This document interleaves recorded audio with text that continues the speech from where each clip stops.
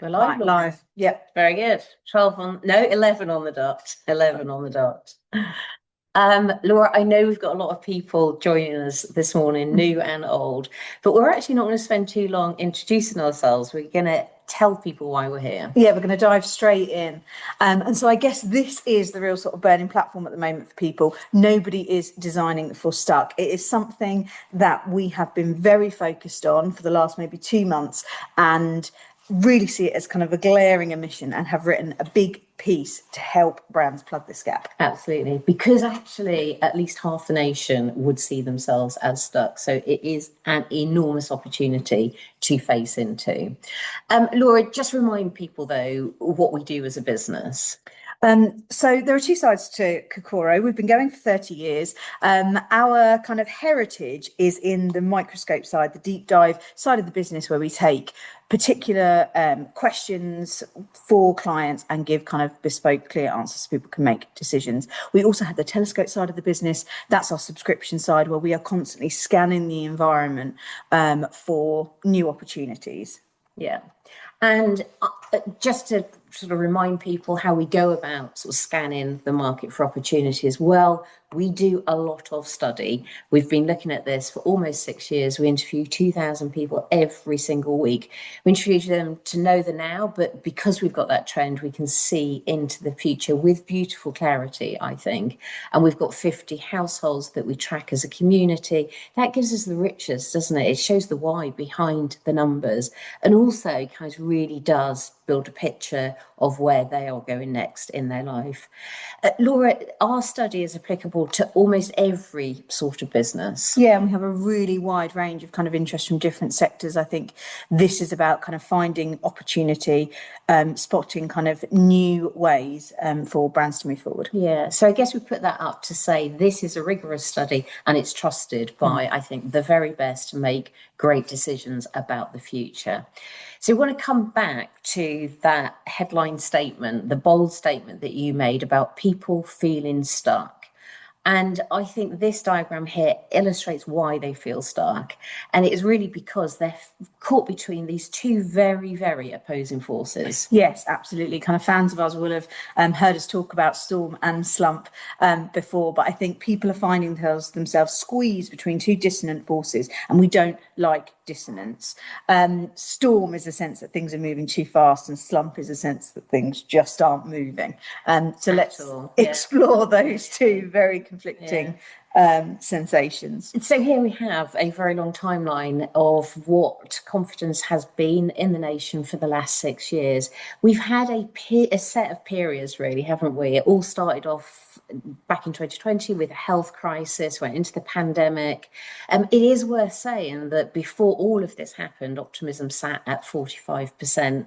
And across all of this period, it's never got anywhere near it. So we went from health crisis to a money crisis, the cost of living. We then had that moment, didn't we, where we went from Boris to Truss, and then Sunak came in. And I think we kind of felt that there was hope at that moment, wasn't it? They were not going to be in for long. We were going to get a Labour government who promised change. And so we saw optimism kind of come back a little bit, still not to what it should be. And then now, latterly, we're in this period we've called Storm and Slump. It's about a year long. Interestingly, some people go, oh, nothing new, Alison, Laura. We're still in Storm and Slump. Well, we are, and people are increasingly stuck. So lean into that. Don't look for newness in the message. Look for newness in terms of the business actions off the back of it. Laura, the storm comes from a sensation that things are just moving really, really fast. That the pace of change is almost difficult to catch up with. It sounds cliched. Of course, we will always be able to find fast moving news, but this is a sensation of what is happening next. I'm sort of shocked, but not surprised at every turn. What's happened now? And just a sense that we can't keep up with the pace of change, whether that's wildcard leaders or changes in AI. It feels frightening. It feels frightening. We feel like we're going to be blindsided at any moment in time. Alongside that, we have got the slump going on, and that really is an economic slump, and it's very sort of grounded, I think, close to home, UK. Of course, we know other markets are also struggling, but I think people see this within our own country. And really what has happened here, the cost of living crisis came along, we became very worried about our finances. You can see if you track that line that we've become less worried about them over more recent times. That's not because we've got more money. It's not because we feel there's more prospects. We've just got better at coping with less. But that still is a sense of sort of stagnation, of slumpiness. I thought this was kind of incredible, really. Well, I saw you put it in a deck, so I pinched it for today for everybody. And I think that this couldn't be more telling of the sensation of storm and slump that we've been in for a long time. This is a metric of the survey. I've reassessed parts of my life. We see really kind of high endorsement of that, but really stably high for sort of such a long time. And I think that is that sense of kind of constant renegotiation, rethinking, how am I going to move forward? Yeah. And again, I think we're going to come back to people are really struggling to know how to move forward. So they're thinking about it, aren't they? They're reassessing their life.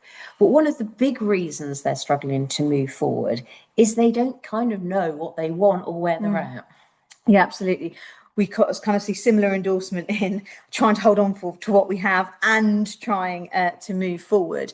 And I put Carl in here from Up because it really sort of struck me as this is that sensation of not being able to put a foot forwards because the things that you want are so in kind of conflict. We want to protect our peace and expand our world. We want this year to be different from last year, but we don't lose anything either. And so that is a sense of feeling kind of quite frozen. Yeah, not knowing which way to turn. And I think the numbers on this chart, probably one of the most important charts of the whole deck to hang on to, is this is really what happens when you don't know what to do to move forward. So thought up, this chart on the left-hand side shows people's approach to problem solving. We can see quite a big upturn, 3 million more people putting themselves in that category than at the same time last year. And yes, reassessing, thinking about solutions. But when we look at the number of people who've taken action on the back of that, much, much lower. So we're kind of in that situation where we can think up, but we can't move forward. We don't know what step to take to kind of move us to a better place. Laura, we've sort of elevated that to a notion of yes, but.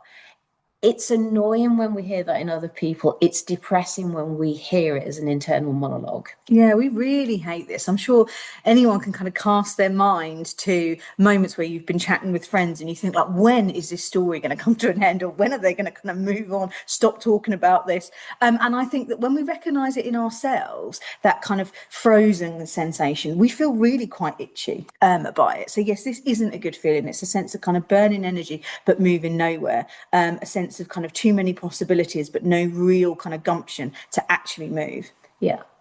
And so we are, in terms of kind of a strategic response to this for businesses, I think they've got to stop reframing or talking about we're in a consumer mindset that is looking to recover.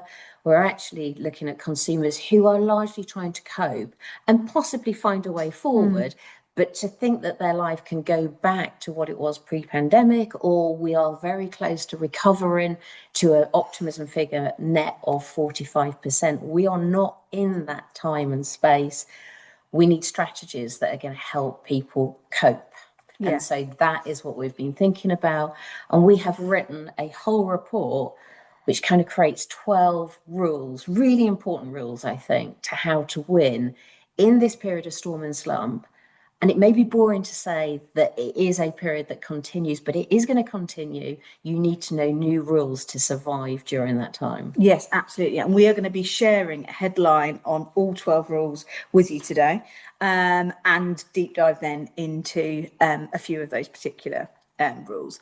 I think before we did that, we just wanted to reflect on our big message of recovery isn't coming. This is about coping. And I think there's been several times over the course of this study, and I think this will be another moment where there is a sensation of that sounds very pessimistic. And I think like the one read on that is that it is very pessimistic. That is completely true. We really don't see it like that. And I think seeing this as a pessimistic take could be one of the biggest mistakes that could be made at the moment. And I've done a little bit of sort of understanding a bit more about this. And I found this book, it's by Jim Collins, and he talks about good to great. And there's a quote that I've got up because I wanted to read it to you. You must never confuse faith that you will prevail in the end which you can never afford to lose, with the discipline to confront the most brutal facts of your current reality, whatever they may be. And I think that that really spoke to me in terms of the kind of way we try and look for opportunities within the data, not shy away from some of the really uncomfortable facts about where consumers are at. So we're not going to spend today saying consumers are finding this difficult. If you've moved from hope of recovery to a sensation of coping, of course people are finding it difficult. People will understand that. We are going to really help you to see opportunity, to understand where consumers really need brands to kind of stick up for them. And I think that it is really important to remember that comfort doesn't equate to truth. And I think while some of what underpins this might sound pessimistic, I don't think it's pessimistic. I think we're early with some of this. Yeah, we're early, and I think we're facing into problems that really exist. And of course, brands make money by solving problems for consumers. So there we are. Important. What do you think of that, by the way? Well, I've seen so much evidence actually that, I mean, obviously there are pessimists that are just gloomy about their world. They're naturally pessimistic. But I think, isn't there evidence, and you showed me, I think, more evidence of it the other week, that I think people who are realistically pessimistic about a situation are the people who actually do very well, because optimism bias is a terrible thing. You don't, you only see like the upside. You don't see like even the hard work that comes along with realizing those things. So I think what we're trying to do is be the optimist pessimist here in a way, realistic about what is ahead, and therefore, I think open up enormous opportunities for brands. These are the 12 shifts. We're calling them shifts because they're happening. This is not a trend. This is not something that is going to be in 5 years' time. It's here and now. But I think the other side of that is here and now, but we think it's staying for a good period of time as well. So there are 12, too many, I think, to go through here and now. We've only got half an hour. There is I think, a brilliant report. I think we've never taken longer to write a report than this report. And it's not just us that have written it, actually. We've consulted a lot of clients along the way. Yes, yeah, we've had several kind of big moments where we've had a lot of input from a real range of sectors of kind of size of brand as well. And I think you're right. I don't think we've ever spent so long writing something. I know there are people listening who are desperate to get their hands on this. So that is very good news, because Yvette will be giving it to you very soon. Very good. So we're going to look at just a few of these predictions, aren't we? And the first one, probably the framing for the whole report, is this sense of coping, not recovery, not going back, not being able to immediately spring back to that net of 45% consumer confidence.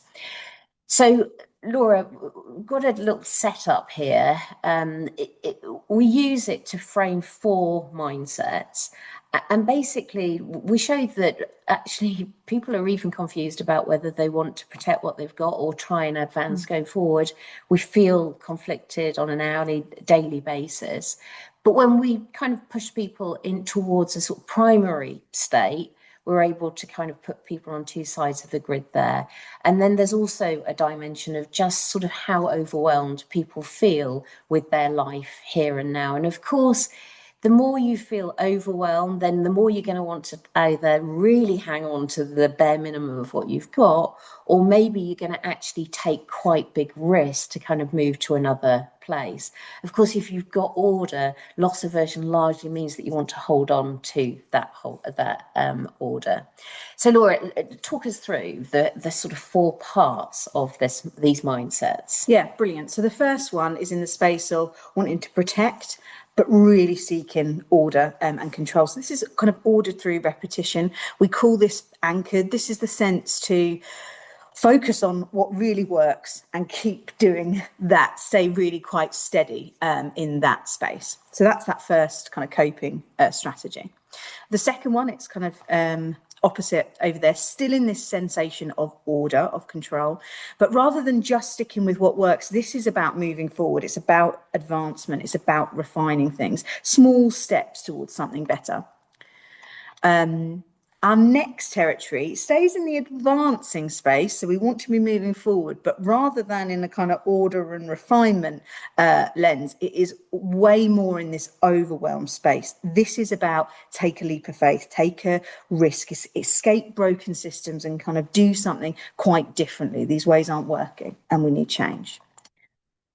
And finally, in our aggrieved space, this is a sense of overwhelm and wanting to kind of protect, almost go back to old ways. It's about feeling like things really aren't working. And it's at the very edges of coping, I think. Yeah. And so what we've got in the full report is loads of richness around each of these territories. And in fact, each of those 12 predictions that we're making, shifts that we say are going to happen, are broken down under these 4 different mindsets. In terms of kind of where the money is, then the big people are at the top. There's about twice as many people sit in that ordered territory. We know people want to hold on to sense of control. And then the other third sit in the 2 bottom territories there. But lots and lots of opportunity in all of those spaces. Throughout the pack, Laura, we'd help people understand these 4 spaces. But I think more importantly, we say how to activate against them for commercial benefit. So just lots and lots of richness around these areas. Yeah, absolutely. Because I think one of our big rules that we are going to touch on is that tone is everything. Tone is edge at the moment. So absolutely, understanding those is critical. Yeah. So we're jumping down a few here. Yes, we are. Had to select a few. So I thought home as the operating system would be an interesting one for brands listening today, because of course, brands in the home, this is critical. Brands outside the home, also critical. Yeah. So I think we've seen people be at home a lot over the last 6 years, way more than in the years prior to that. Of course, we did it for shelter. We did it because we had no money through the cost of living crisis. What we're actually moving to is a period where it's through choice, absolute choice, that we are spending more time at home. We can see it on this chart here. It's where we kind of feel enjoying ourselves, present in our lives, all of that well-being that so many of us are reaching for. And we're choosing to stay at home rather than sort of venture too far. The world is shrinking a little bit more local. Yeah, absolutely. And we want to find real joy in that. And I think there are lots of opportunities for brands that play in the home space. I guess one of our big points here is that actually, although this is a hot territory and we can see that every single one of our coping mindsets are drawn to it, one message for home won't cover all bases. Absolutely, because anchored people are at home for kind of comfort and kind of really strong bonds with their sort of family. Optimizers are at home often because they want to sort of experiment and try new things at home, is where they're finding the sort of freshness. Aggrieved are at home for withdrawal. They don't like the world and what is happening in the broader world. And then interestingly, reboot are often at home, but not wanting to be in that home. Because they feel that what should have been their normal rites of passage are not there for them, and so they are there but looking to get somewhere else. So yeah, one message would not fit all categories. I think the other part of this kind of area is the fact that if our first base is home and it's home for all of those different mindsets, the important question for brands is, what can you do that's good enough to get us out of the house? Yeah. Are you worth being dressed for? Are you better than the sofa? And I think there's lots of things that we're really drawn to about home, not least that it's enjoyable, but I think there is so much of that built-in comfort. It's friction free. We're less fearful about racking up kind of a big bill doing whatever it is that we're doing. So there's a huge reason to stay absolutely anchored. People need new reasons, exciting reasons and motivating reasons to leave. Absolutely. Okay, final one we're going to jump onto is value won't mean cheap. So we've moved on a few here. And this is interesting, isn't it? You know, value has been really important to us over the cost of living crisis. And afterwards, in this world of sort of storm and slump, we're very drawn to savings because it gives us a kind of a buffer in our life. Now, of course, low prices are still going to be somewhat important, but they're only part of the story. Mm-hmm. I think with this one, it's so important to really hear it and not just hear that title of value won't mean cheap as a thing you might have heard before, or a cliche, or a thing people say, like value means different things to different people. And when someone sort of pipes up with that in a meeting, and you think, yeah, thank you. I don't know that that's moved us forward at all. This isn't that. Like, really listen to this one, I think, because it really does feel like such a shift in terms of how people are feeling around value. Yeah, because they've been so careful and been on this track for kind of 4 years, fourth year lucky, fifth year lucky, of really being kind of quite thinky about how we spend. And I think that when that draw to saving, and saving almost becomes this kind of second job, then our traditional value equation, as complicated as that might have been, has collapsed. Yeah. So you're suggesting it becomes things like how much am I paying versus how much time am I going to like absorb in my life, in a life that's not got that much, or how much am I going to feel in control as a result of that, or value that is about the fact that half of us feel that we're hiding our lack of progress. Well, what is the money investment that might make us feel like we're kind of moving forward in our life? So value equation becomes so much more than just about price or quality, in terms of what it delivers. So Laura, we're going to touch on very quickly the sort of last shift today that we're going to reflect on, and that is focus turns inwards. So this is also a very deliberate act, isn't it? We've got a chart here that tracks the number of people who say they can't pour from an empty cup. They need to look after themselves. These are net figures. They're huge endorsements for this, and it just continues to go up. This is a sense the world's gone somewhat mad. I can't trust anyone, but especially big institutions, to look after me. So I need some sort of self-sovereignty within this. And a real sense that we're hurting, we need to protect ourselves, shore kind of ourselves up. This is a moment to absolutely, as you say, put ourselves first. And we have completely moved away from a sensation that any of that is selfish. This is a kind of autopilot move now. Absolutely. And so in the report, we highlight everything that a brand can do to kind of face into this. And really the headline is, don't pretend that the edit isn't happening. It is happening. So start designing for how people really want to connect. And that generally is lower commitment and lower groups of people. Yeah, absolutely. I think that's what's really interesting about this report. You know, on that home example, we've got how do you motivate people out of the home?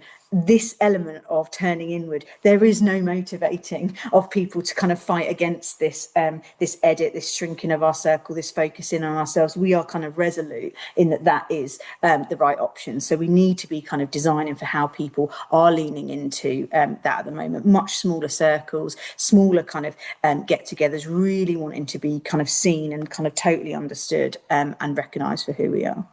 Good. So that almost brings us to a close for today. So full report, Laura. Yes. So we have this report that looks through all 12 of these rules.